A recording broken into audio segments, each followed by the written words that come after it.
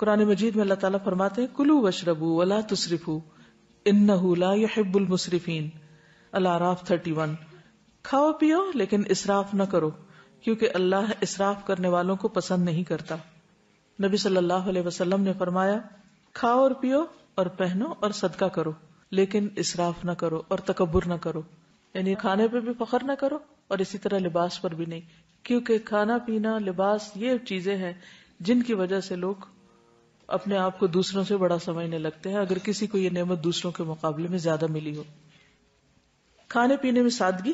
حضرت انس فرماتے ہیں میں نہیں جانتا کہ نبی صلی اللہ علیہ وسلم نے کبھی پتلی روٹی دیکھی ہو، چپاتی، یہاں تک کہ آپ اللہ سے جا ملے، اور نہ آپ نے کبھی مسلم بھنی ہوئی بکری دیکھی کہ پوری کی پوری بکری ایک ہی طرح تیار کر دی جائے کھانے کے لیے۔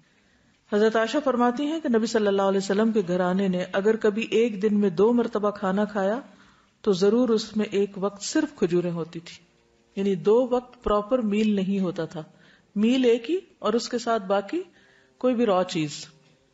ہمارا 3 وقت کا کھانا تو وہاں 1 وقت کا کھانا۔ ایک اور حدیث میں آتا، صحیح بخاری کی روایت ہے، آل محمد صلی اللہ علیہ وسلم کبھی پے در پے 3 دن تک سالن کے ساتھ گیہوں کی روٹی نہیں کھا سکے، یعنی 3 کنزیکٹیو ڈیز ایسا کھانا نہیں ملا، یہاں تک کہ آپ اللہ سے جا ملے۔ اسی طرح یہ ہے کہ جسمانی ضرورت مثلا قد کاٹ، عمر، کام کاج کی نوعیت کے اعتبار سے بھی غذا کا تعین کرنا چاہیے اور اس کی مقدار کا بھی۔ اسی طرح سادہ اور متوازن غذا زیادہ بہتر ہے۔ کھانا بھوک لگنے پر ہی کھانا چاہیے، اور کچھ بھوک ابھی رہتی ہو تو کھانا چھوڑ دینا چاہیے۔ کچھ غذائیں جن کا ذکر قرآن مجید میں ہے، سب سے پہلے کھجور۔ اس کے اندر ایسے اجزاء پائے جاتے ہیں کہ اگر آپ 1-2 کھجوریں بھی روزانہ کی کھا لیں تو جسم کی دردیں جس کا اکثر لوگ شکار رہتے ہیں، یا پھر بڑھاپے میں بہت سی چیزوں کی جب کمی ہو جاتی ہے جسم کے اندر تو بہت سے لوگ صرف دردوں کی شکایت کرتے ہیں، تو اس میں بھی اس کا بہت فائدہ ہے۔ نبی صلی اللہ علیہ وسلم نے فرمایا جس گھر میں کھجور نہیں وہ اس گھر کی مانند ہے جس میں کوئی کھانا نہیں۔ کھجور نہیں تو سمجھے کچھ نہیں دوسرے لفظوں میں۔ اور آپ کو معلوم پاکستان میں اعلیٰ قسم کی کھجوریں پیدا ہوتی ہیں۔ حضرت عائشہ فرماتی ہے کہ رسول اللہ صلی اللہ علیہ وسلم نے فرمایا اے عائشہ جس گھر میں کھجور نہ ہو وہ گھر والے بھوکے ہیں، اے عائشہ جس گھر میں کھجور نہیں وہ گھر والے بھوکے ہیں۔ آپ نے 2 یا 3 مرتبہ یہ بات فرمائی۔ تو کیا کرنا ہے؟ کرنے کا کام کیا؟ کھجوریں لا کے رکھنی ہے۔ جب کچھ اور نہ کھانے کو ملے تو صرف کھجور ہر چیز کی کمی پوری کر دیتی ہے۔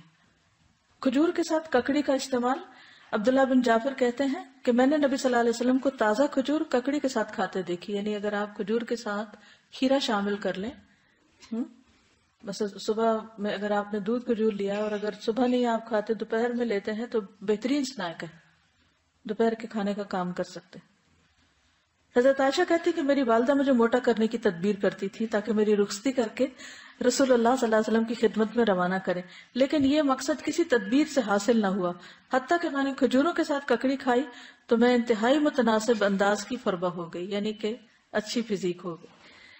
تربوز اور تازہ کھجور۔ حضرت عائشہ کہتی ہے کہ رسول اللہ صلی اللہ علیہ وسلم تربوز اور تازہ کھجور ملا کر کھایا کرتے تھے اور فرماتے تھے ہم اس کی گرمی کا علاج اس کی ٹھنڈک سے اور اس کی ٹھنڈک کا اس کی گرمی سے کرتے ہیں، یعنی تربوز جو ہے وہ کھانے میں ٹھنڈا ہوتا ہے اور کھجور گرم ہوتی ہے، تو ان کو جب ملا کے کھایا جاتا ہے تو کوئی نقصان نہیں ہوتا، جو عام طور پہ بعد میں لوگ کہتے ہیں گرمی لگ گئی اور ٹھنڈ لگ گئی۔ ایک صحابی سے مروی ہے کہ نبی صلی اللہ علیہ وسلم نے کچی اور پکی کھجور اور کشمش اور کھجور سے منع فرمایا، ان کو جمع نہیں کرنا چاہیے، کیونکہ کشمش جو ہوتی ہے وہ بھی گرم ہوتی، اور اگر کھجور کھائیں تو ان 2 چیزوں کو ملائے نہیں۔ اگر آپ کو کھانا بنا رہے ہیں کچھ، کیونکہ ہمارے یہاں بعض ریسیپیز ایسی ہوتی ہے کہ اس میں دنیا بھر کی چیزیں اکٹھی کر دی جاتی ہیں، تو بعض اوقات صحت کے لیے نقصان دہ ہوتی ہیں۔ دوسری چیز ہے انار۔ حضرت علی فرماتے ہیں کہ انار کو اندر والے چھلکے سمیت کھایا کرو کیونکہ یہ معدے کی بیماریوں کا علاج ہے۔ ہم عام طور پہ صرف اس کا پھل نکال کے کھا لیتے اور باقی سب چیزیں ویسٹ کر دیتے ہیں، تو اندر کا چھلکا کون سا ہوتا ہے؟ وہ وائٹ سٹف جس کے اندر دانے لگے ہوتے ہیں۔ انار بھی جنت کا پھل ہے اور اس میں بھی بہت سارے فائدے ہیں۔ زیتون۔ قرآن مجید میں اللہ تعالیٰ نے انجیر اور زیتون کی قسم کھائی، والتین والزیتون۔ ان کے فوائد کے پیش نظر روزانہ کم از کم 1 انجیر، 1 زیتون اور خالص زیتون کے تیل کا 1 چمچہ استعمال کرنا فائدہ مند ہے۔ جسمانی توانائی اور دماغی قوت کے لیے زیتون کے تیل کی مالش بھی یعنی مساج بھی فائدہ مند ہے. اللہ سبحانہ وتعالیٰ نے زیتون کے تیل کو قرآن مجید میں مبارک تیل کہا ہے. حدیث میں آتا ہے کلوا الزیت وادہنوا بہ فانہ من شجرۃ مبارکہ. نبی صلی اللہ علیہ وسلم نے فرمایا زیتون کا تیل کھاؤ اور لگاؤ، یہ ایک مبارک درخت سے نکالا گیا ہے. یعنی درخت مبارک ہے جس سے نکلا ہوا تیل بھی کیا ہوگا؟ فإنها من شجرۃ مبارکۃ.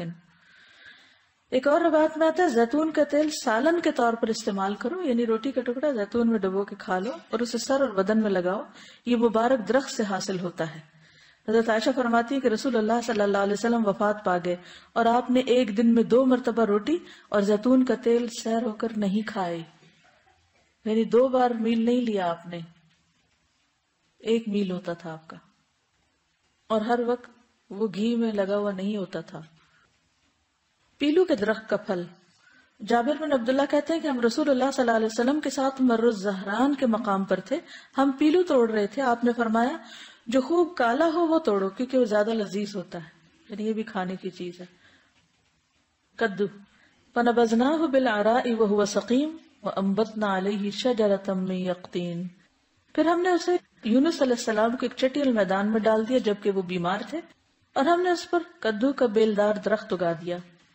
انس بن مالک کہتے ہیں کہ ایک درزی نے رسول اللہ صلی اللہ علیہ وسلم کو کھانے پر بلایا.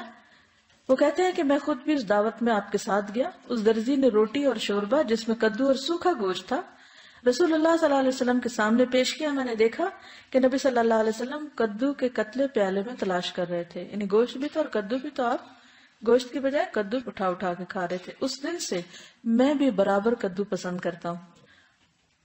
حضرت یونس علیہ السلام کی بیماری کے علاج کے طور پر کدو کی بیل اگائی گئی تھی، جس سے ان کے جسم پر جو بھی مچھلی کے اسٹمک میں جانے کی وجہ سے جو ایسیڈک مادہ تھا وہ لگنے سے زخم وغیرہ ہوئے ہوں گے، ان کا علاج اس سے ہوا.